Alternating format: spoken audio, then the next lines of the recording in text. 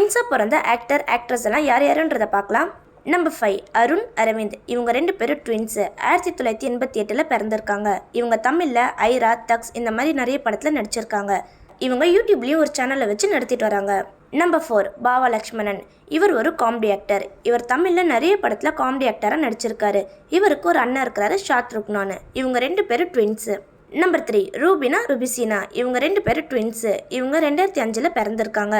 இவங்க சீரியலில் நடிக்கிறாங்க. தமிழ்லேயே ஒரு சில படத்தில் நடிச்சிருக்காங்க. கண்ணை நம்பாத, அதுக்கப்புறம் விஜய் டிவியில் கதாநாயகி ஷோவில் டைட்டில் வின்னர் ஆயிருக்காங்க.